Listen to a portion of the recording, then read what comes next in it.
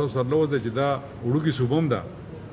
دا غریبه صوبم ده د نورو په مطابق باندې زموږ خپل دومره وسایل نشته د هغې باوجود دا زما سره لوځي چې انشاءالله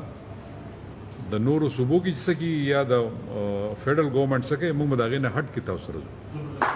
به داسې چېرته نه وي زموږ خپل یو ماحول دی زموږ خپل یو طریقه کار دی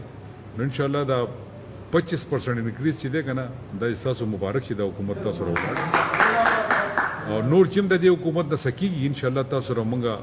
د دې نه هټ کیږو لکه د دغه نه بار وځو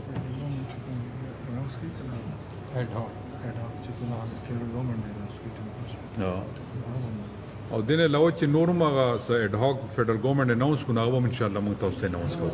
نو تاسو دا ټولې مسلې به موږ حل کوو تاسو ته دا ښه پته ده چې تېر شوي 15 کاله مو د صوبایي حکومت د خیبر پښتونخوا کې د تحریک انصاف دا دویم ټینیور د تحریک انصاف حکومت ته په هغه حکومت کې هم زه د کیبنټ حصه وم نو هغې چې څومره اپګریډیشنز مونږ کړي څومره چې مونږ خلکو ته نوکرۍ ورکړي دي او دې 2.5 کالو کې چې مونږ څومره خلک برتي کړی دی یا مونږ څومره د خلکو سیکریټریټ ملازمین دي چې چا هم څه مسله راغله هغه ورته مونږ حل کړې ده نو انشاءالله یو ځای به ځو چې سم مسله راځي هغه به مونږ په خبرو باندې حل کوو ایجوکیشن یا بار ته وته په روډز باندې دا د مسلې حل نه وي